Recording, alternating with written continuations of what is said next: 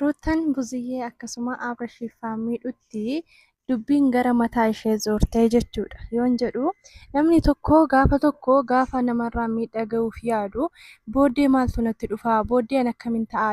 Wanti kun natti ni zoora jedhee yaaduu qaba ture. Garuu Ruutaan osoo akkasitti hin yaadin ta'ee akkuma tana duraa yeroo baay'ee Ruutaan Abrashiin waan barbaadde hoo gootu kanaa miti yeroo viidiyoo irraa waraabbisanuu Abrash gara mana seeraa hin deemne jechuudha dubbii kana hoosiniin jedhu. Yeroo baay'ee wanta isheen gootu dubbii ta'ee gochaan ta'ee kan isheen gootu hundarratti inni bira darba jechuudha. Bira darba garuu isheen immoo gara seeratiin yeroo baay'ee akka isa gara seeraatti yeroo meeqa akka isa deddeebiste ni beektanii.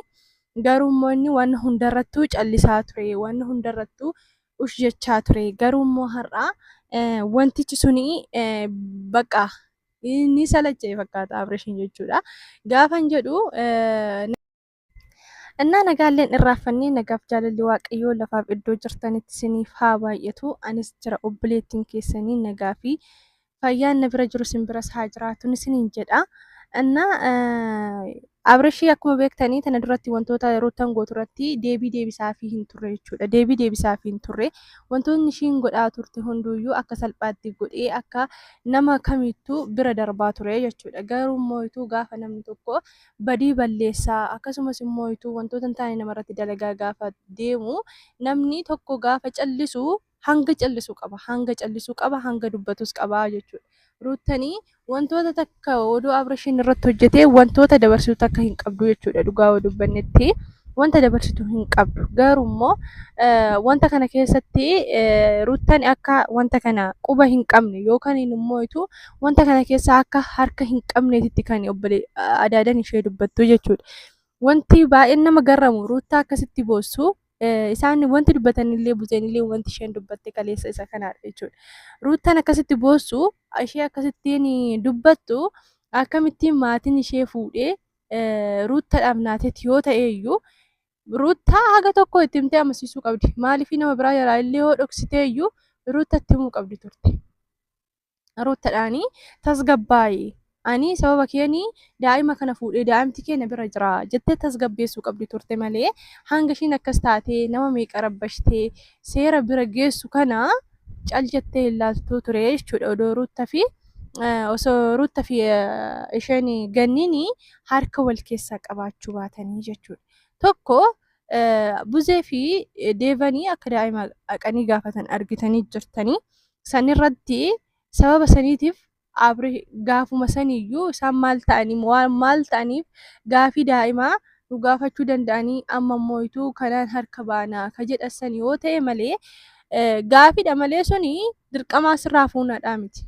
Gaafii gaafatte Buzee yoo ta'e illee Ruutaan hanga hin dhaabne ni beektu Abrash irraa harka hin fudhanne jechuun injiraami baqa hookii hin ta'in kan jettu zanirraa harka ishee hin deeffanne Abrash irraa abdii hin kutanne waan taateef iddoo kana lamaan keessatti immoo Ruutaadhaanii yeroo baay'ee Abrashiin dhiisii jedhanii waan itti himanii fi sababa daa'imaa yoo ta'e nu hin guddifne kan jedhan sanatti fakkaata.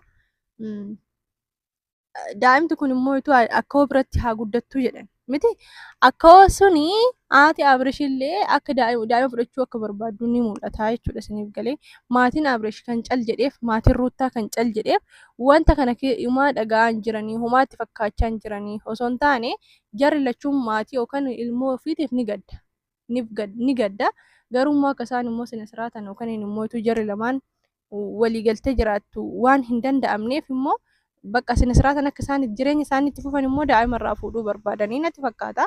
Innaa sababa kanaan immoo Ruutanii dubbii kana dhuumanii jiranii yeroo tokko Ruutaan akkas boossee yoo akkas taatu dhuguma Ruutaan waan kana keessa harka hin qabdu fakkaata. Gama tokkoon immoo akkamittiin Ruutaa yeroo akkas taatu san immoo adaadan ishee cal jettee Ruutaa daawwachuu dandeessee kan jedhamus gaafii namatti uumaa jechuudha. Innaa yeroo tokko namni iyyuu namni loluu namni maal jedhu kuni akka badii hin qabneetti ilaalamuu danda'a. Abrash waan callisuuf yeroo baay'ee badiin hundi isarratti murtaa'aa jechuudha.